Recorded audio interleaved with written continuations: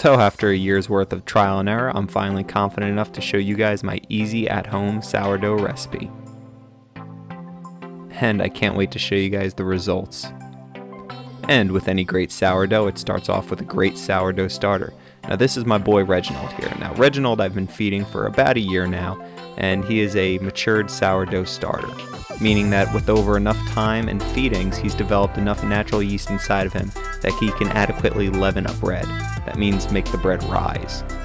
Now as you can see here, I have the weight of the jar written on the front of him. That's going to help me feed him the adequate amount of flour and water. So I pretty much just take the weight and I subtract the weight of the jar, and that's how I find out exactly how much sourdough starter I have. And after finding out how much sourdough starter I have, I'm going to do a 1:1:1 ratio of flour and water and starter to get him going. Now I have learned that using a 50-50 blend of whole wheat flour and regular white flour to feed him with is how I get the best results, being that the whole wheat flour has more nutrients in it. And I mean best results as in he really becomes active and bubbles up, which you'll see. Now of course I'm going to feed him the night before. This is so that way he gets nice and active and the yeast really start to eat and multiply.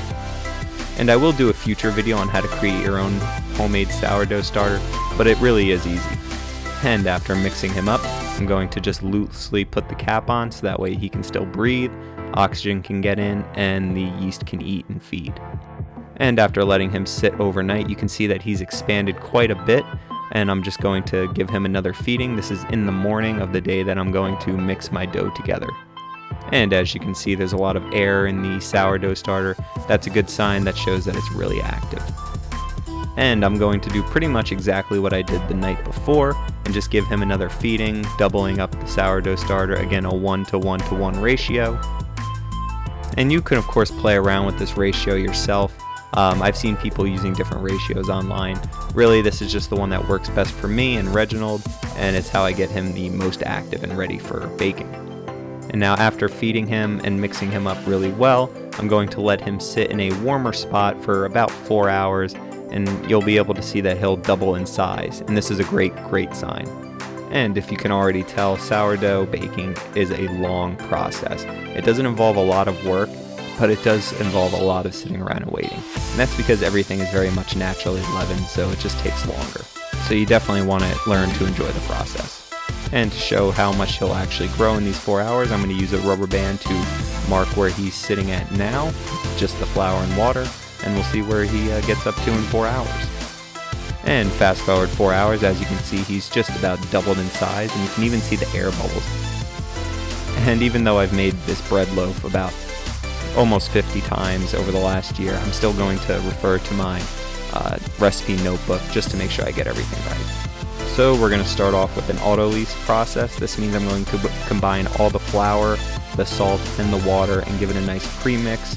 This way the flour becomes nicely hydrated, because it does take a long time for flour to become hydrated. So I'm going to do this about an hour before I add the starter and really get things going.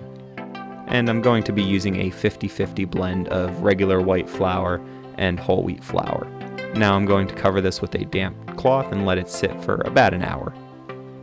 And after just about an hour, you can see Reginald has absolutely more than doubled in size here. In fact, he's almost overflowing, which is exactly what we want to see.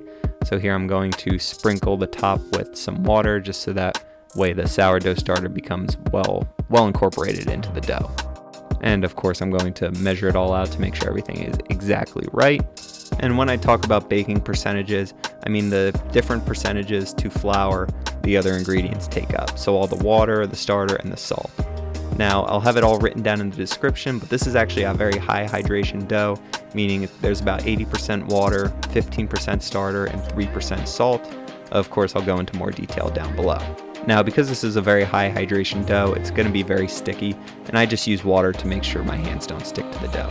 And as you can see here, I'm going to do our first set of folds after letting the dough sit for about 30 to 45 minutes, and I'm going to cover it and repeat this about 4 more times every 30 to 45 minutes. And what this is going to do is it's going to help our dough develop a really nice gluten structure. The gluten structure is going to give the dough stability when we put it in the oven. It's going to give it a nice rise, and it's going to make sure it stays nicely plump and firm. And you'll actually even be able to see that the dough really becomes a lot smoother as we continue the folding process. So of course, it's also going to want to keep its shape a little bit better and a little bit more nicer. This is of course a great sign. Now here we go, we're going to do the window pane test after the 4th fold. You can see you can spread it really thin without it tearing. This is a great sign. This means we've developed enough gluten. Now what I'm going to do is I'm going to scrape it out onto a very lightly floured surface. One thing you want to know about baking is you don't want to add too much flour at any step in the process, because the more flour you add, the denser the crumb structure will be and denser the loaf will be at the very end. So here I am, I'm just doing a little bit of a pre-shape, and again, shaping, multiple different ways you can do it. This is just the way I like to do it, where I like to just fold it in onto itself. And as you can see here, I'm going to just get it into a fairly rough ball shape. And this is now going to lead us into our bench rising stage, where we're going to let it sit for about 30 minutes just to relax, and then we're going to do our final shaping.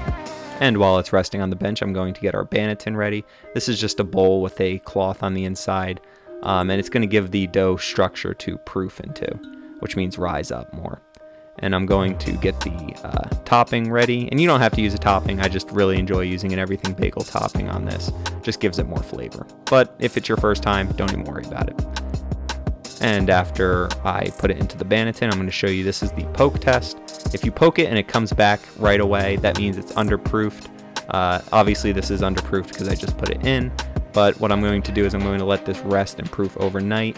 You don't need to let it proof overnight, but if you do let it proof, it's going to take about 4 hours at room temperature. So I just like to let it rest overnight in the fridge. That way I can bake it in the morning. And here you can see I have the baking steel already in the oven, turned up to just about 500 degrees. And I'm going to let it not only reach its temperature, but sit there for about an hour, so that way everything gets really hot. Now, as you can see on the poke test this morning, I poked it, and it did come back a little bit, but there's still a slight indentation in it.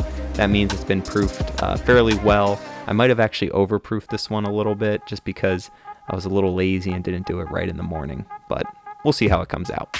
I mean, it's bread after all. They've been baking this stuff for hundreds of years. But after I have it flipped out onto a thing of parchment, I'm going to cut into it. That way the bread will have some room to grow and an area to rise from. Otherwise, you're just going to have it explode out the side, and it's not going to look that great. Now, this technique of using the bowl I only learned about a month ago, but it's how I get the absolute best result. What it does is it traps the moisture around the sourdough. That way the outside doesn't cook too quickly, and you get a nice oven spring.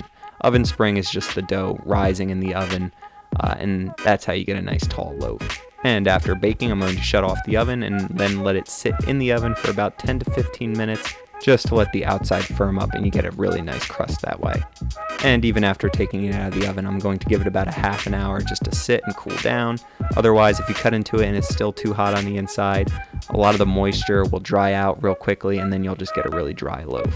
But after 3 days worth of work, as you can see, you get a really nice crumb structure, and I'm fairly happy with this loaf. Obviously, there's a lot more room for improvement, but either way, I really highly suggest you guys give this one a try.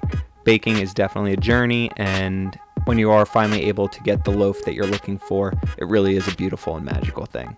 So thank you guys so much for watching the video. Please like, comment, subscribe, and follow me on Instagram or Facebook to see a little bit of a behind the scenes aspect to these videos, as well as future recipes that I'm working on. Thank you guys so much again for watching, and peace. And thank you guys so much for watching. Peace.